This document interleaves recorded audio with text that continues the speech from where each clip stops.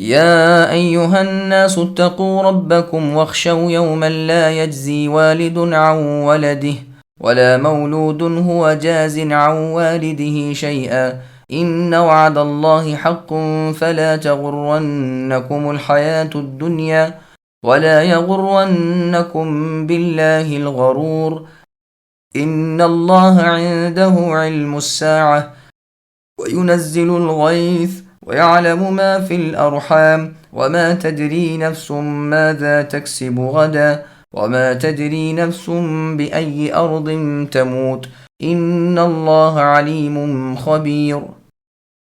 لوگو اپنے رب تعالیٰ کا لحاظ رکھو اور اس دن کا خوف کرو جس دن باپ اپنے بیٹے کو کوئی نفع نہ پہنچا سکے گا اور نہ بیٹا اپنے باپ کا ذرا سا بھی نفع کرنے والا ہوگا۔ یاد رکھو اللہ تعالیٰ کا وعدہ سچا ہے۔ دیکھو تمہیں دنیا کی زندگی دھوکے میں نہ ڈالے اور نہ دھوکے باز شیطان تمہیں دھوکے میں ڈال دے۔ سمجھ رکھو کہ اللہ تعالیٰ ہی کے پاس قیامت کا علم ہے، وہی بارش نازل فرماتے ہیں، اور ماں کے پیٹ میں جو ہے اللہ اسے جانتے ہیں۔ کوئی بھی نہیں جانتا کہ کل کیا کچھ کرے گا، نہ کسی کو یہ معلوم ہے کہ کس زمین میں مرے گا۔ یاد رکھو اللہ تعالیٰ ہی پورے علم والے اور صحیح خبروں والے ہیں۔ سامعین، اب آیتوں کی تفسیر سماعت کیجیے۔ قیامت کے دن نفسا نفسی کا عالم ہوگا۔ اللہ تعالیٰ لوگوں کو قیامت کے دن سے ڈرا رہے ہیں اور اپنے تقوی کا حکم فرما رہے ہیں۔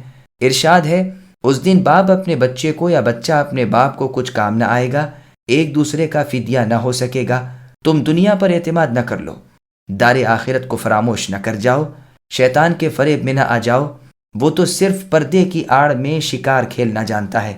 ابن ابی حاتم میں ہے، عزیر علیہ السلام نے جب اپنی قوم کی تکلیف ملاحظہ کی اور رنج بہت بڑھ گیا، نیند اچاٹ ہو گئی تو اپنے رب تعالیٰ کی طرف جھک پڑے۔ فرماتے ہیں، میں نے نہایت تضرع و زاری کی، خوب رویا، گڑ گڑایا، نمازیں پڑھیں، روزے رکھے، دعائیں مانگی۔ ایک مرتبہ رو رو کر تضرع کر رہا تھا کہ میرے سامنے ایک فرشتہ آ گیا۔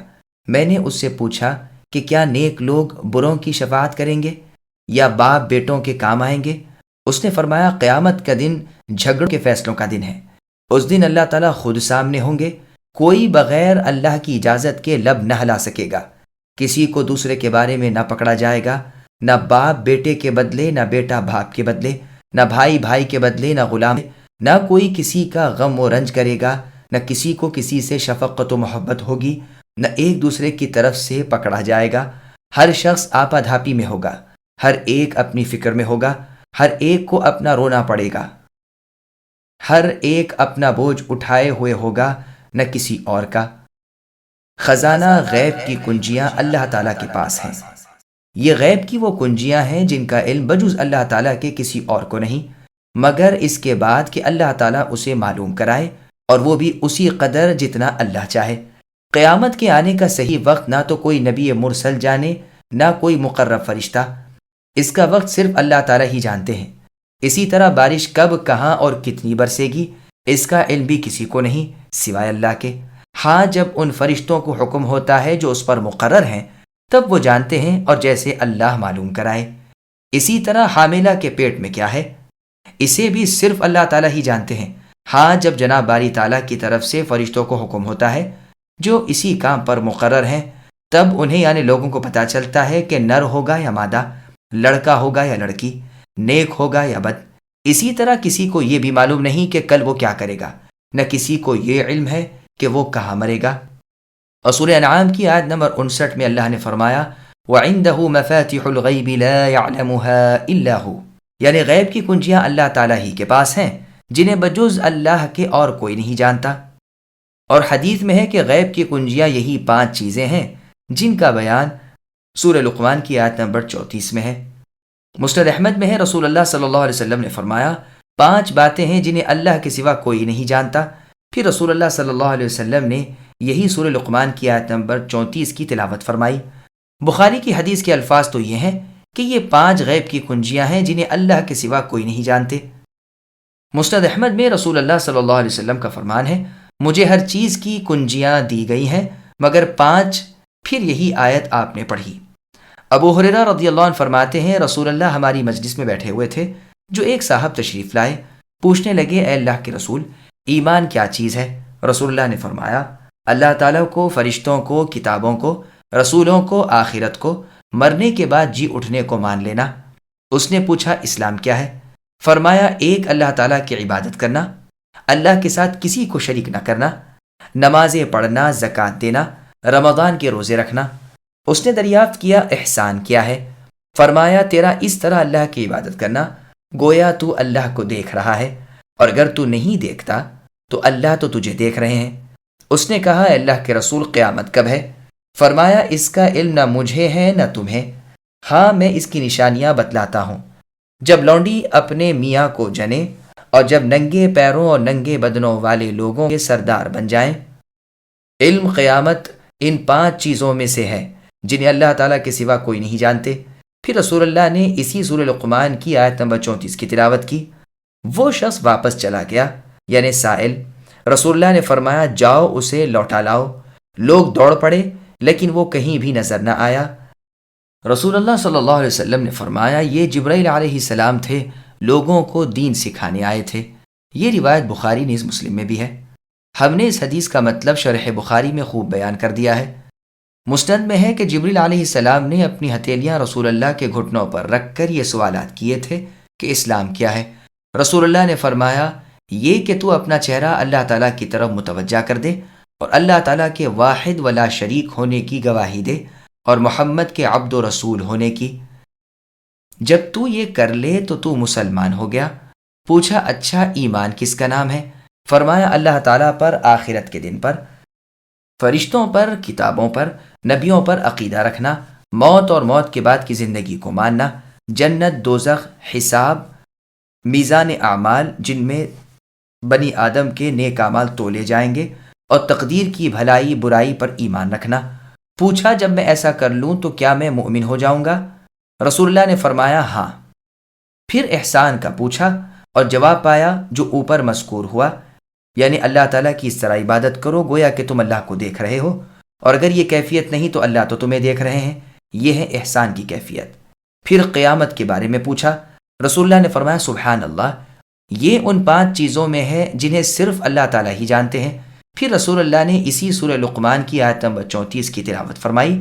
پھر نشانیوں میں یہ بھی ذکر ہے کہ لوگ لمبی چوڑی عمارتیں بنانے لگیں گے۔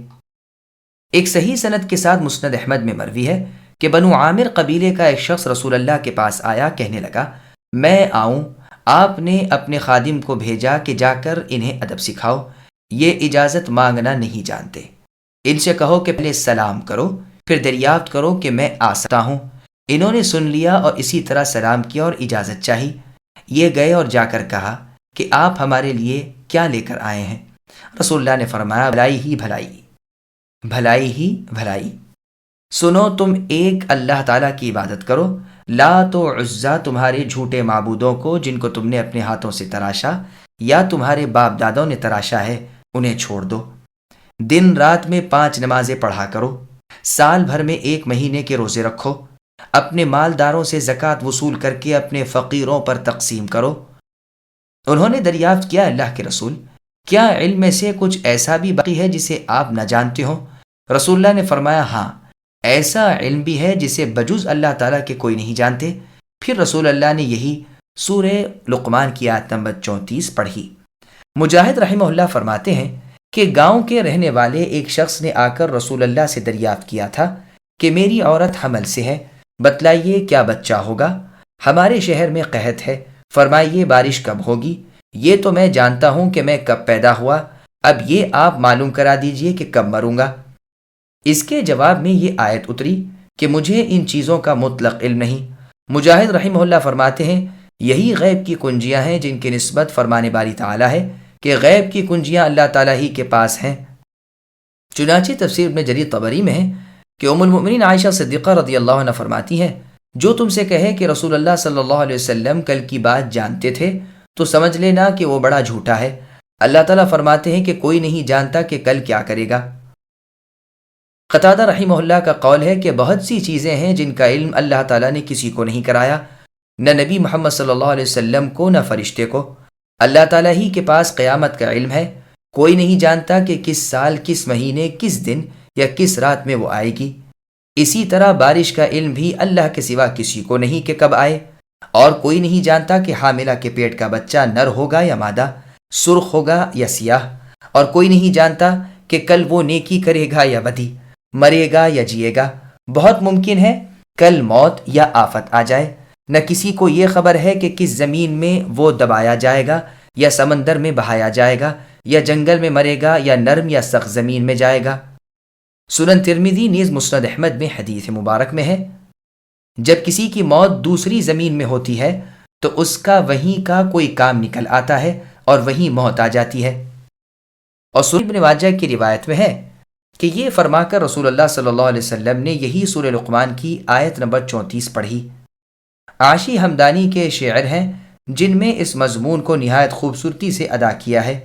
ایک روایت میں ہے کہ قیامت کے دن زمین اللہ تعالیٰ سے کہے گی کہ یہ ہیں اے اللہ آپ کی امانتیں جو آپ نے مجھے سونپ رکھی تھیں۔ طبرانی وغیرہ میں بھی یہ حدیث ہے۔